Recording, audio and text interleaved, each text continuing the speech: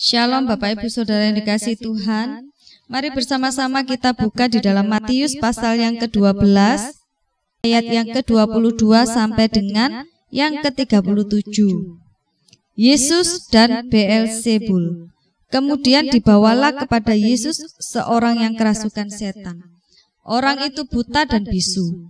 Lalu Yesus menyembuhkannya, sehingga si bisu itu berkata-kata dan melihat. Maka takjublah sekalian orang banyak itu. Katanya, ia ini agaknya anak Daud. Tetapi ketika orang Farisi mendengarnya, mereka berkata, dengan Beelzebul penghulu setan ia mengusir setan.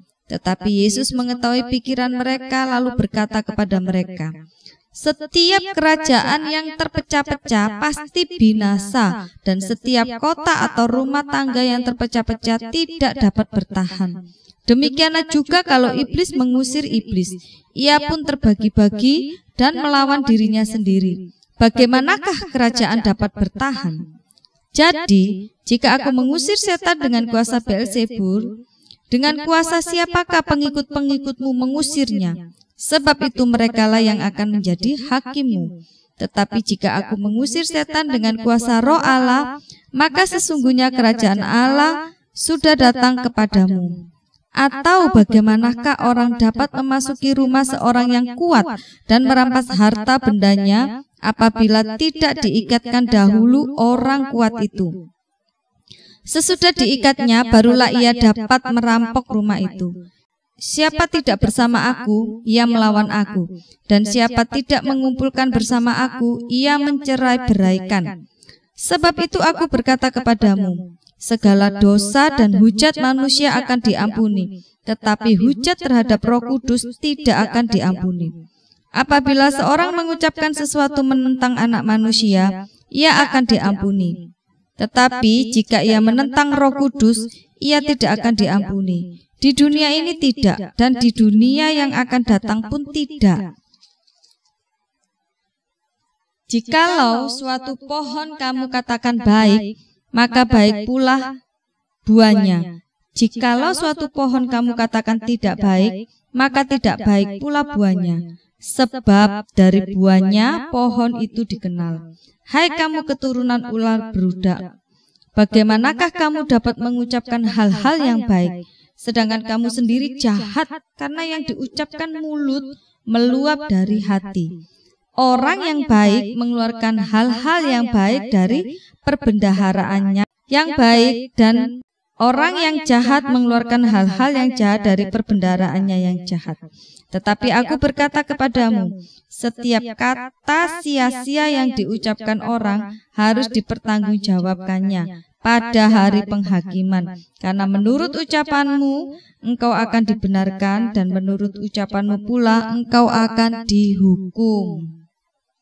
Saya akan memberikan tema pada firman Tuhan hari ini, yaitu kuasa atas setan. Kita akan mengawali dengan melihat ayat yang ke-21. Kemudian dibawalah kepada Yesus seorang yang kerasukan setan. Orang itu buta dan bisu. Lalu Yesus menyembuhkannya, sehingga si bisu itu berkata-kata dan melihat. Bapak Ibu Saudara yang dikasihi Tuhan, bacaan hari ini mengisahkan tentang bagaimana Tuhan Yesus itu mengusir setan. Setan itu sebenarnya tidak sanggup ketika menghadapi Tuhan Yesus. Jadi, setan itu tidak perlu ditakuti jika ada kuasa Tuhan Yesus di dalam diri kita. Setan itu tidak bisa bertahan di hadapan Tuhan. Jika Tuhan Yesus sudah memerintahkan perintah, maka setan pun tidak akan sanggup melawan otoritas ilahi yang dimiliki oleh Tuhan Yesus. Tuhan Yesus itu loh anak Allah yang harus disembah. Bahkan oleh setan pun sekalipun, Tuhan Yesus tetap harus disembah. Penghulu setan di hadapan Tuhan hanya bisa bersujud dengan wajahnya sampai ke tanah. Dan Bapak Ibu Saudara dikasih Tuhan, Tuhan Yesus akan meletakkan kakinya ditengkuk iblis, pemimpin para malaikat pemberontak itu. Jadi jangan pernah takut, karena kuasa setan itu tidak bisa melebihi kuasa yang dimiliki oleh Tuhan Yesus. Orang sakit karena dirasuki setan, dengan kuasa dari Tuhan Yesus dia akan disembuhkan. Dan mari kita lihat juga ayat yang ke-24. Tetapi ketika orang Farisi mendengarnya, mereka berkata, dengan Beelzebul penghulu setan ia mengusir setan.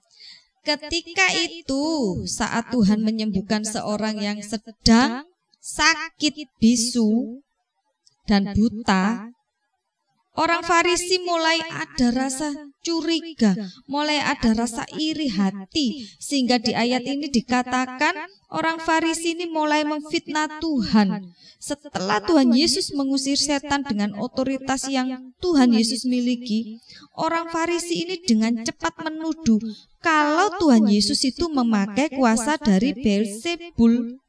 Siapa dia? Dia adalah penghulu setan untuk mengusir setan yang ada di dalam diri orang tersebut. Dan tuduhan itu salah. Tuduhan ini menurut saya sangat berani. Saya yakin ketika mereka melontarkan seperti itu, ada hati yang sangat sakit. Hati orang Farisi ini marah. Kenapa Tuhan Yesus bisa melakukan hal yang seperti itu? Untuk menyikapi pendapat orang Farisi pada saat itu, kita bisa melihat ayat 26 sampai 28.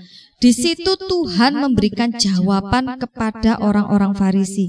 Yang pertama, jawaban Tuhan atas tuduhan orang Farisi yang mengatakan bahwa Tuhan Yesus mengusir setan itu dengan kuasa Beelzebul.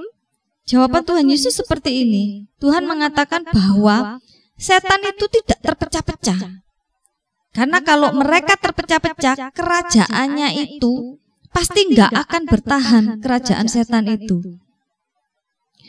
Kalau penghulu setan mengusir bawahannya, maka kerajaan setan itu tidak perlu dihancurkan oleh kuasa Tuhan, tetapi dengan sendirinya kerajaan itu akan hancur, kerajaan setan itu. Makanya di situ Tuhan berkata bahwa kerajaan setan itu tidak terpecah-pecah, tetapi harusnya kerajaan setan itu memang harus dihancurkan dengan kuasa darah Tuhan Yesus.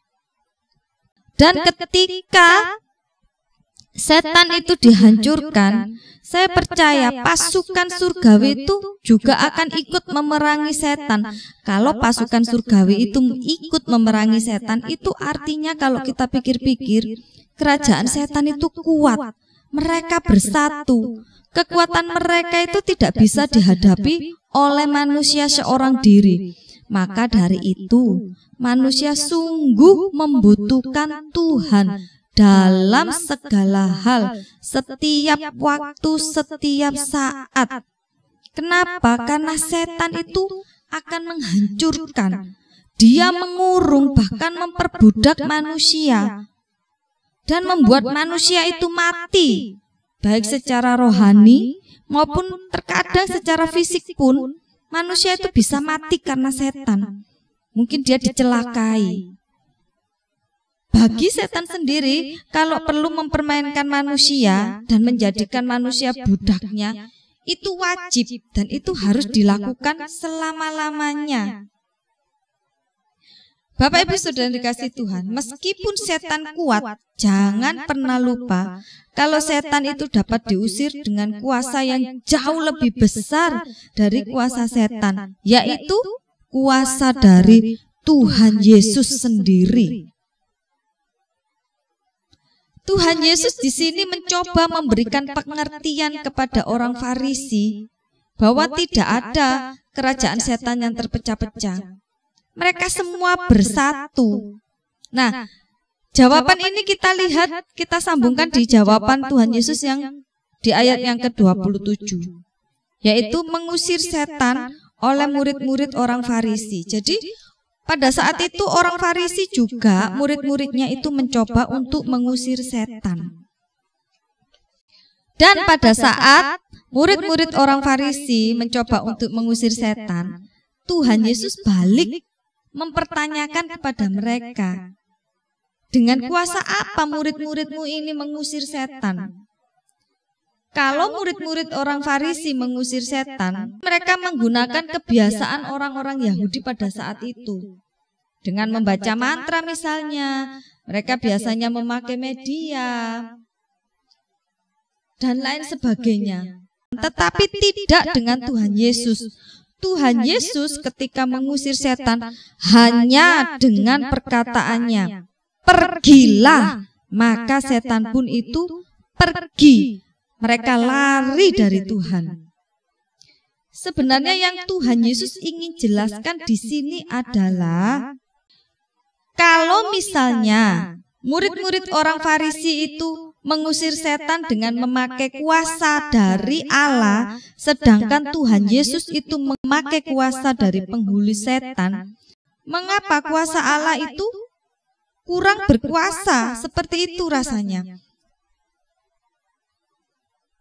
Jadi inilah sebabnya orang Farisi itu sangat bodoh dengan mempertanyakan pakai kuasa siapa. Karena bagaimanapun juga kuasa Tuhan, kuasa Allah itu tidak bisa dikalahkan oleh kuasa setan. Ini menunjukkan bahwa Tuhan Yesus itu memiliki kuasa yang besar, yang membuat setan pun tunduk dan ketakutan menghadapi Tuhan. Nah, selanjutnya mari kita lihat ayat yang ke-31 sampai ke-32.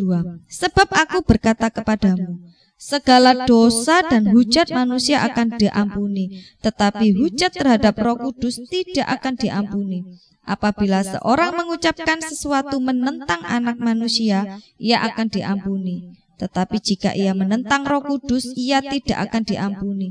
Di dunia ini tidak, dan di dunia yang akan datang pun tidak. Di ayat sebelumnya kita telah melihat pekerjaan Tuhan ketika mengusir setan, dan akhirnya mendapat tuduhan dari orang-orang Farisi bahwa kuasa yang digunakan oleh Tuhan Yesus adalah kuasa Beelzebul. Nah, Bapak Ibu Saudara yang dikasihi Tuhan, secara tidak langsung sebenarnya ketika orang Farisi menilai seperti itu, mereka ini telah menghujat pekerjaan dari Roh Allah. Maka di ayat 31 sampai 32, dengan keras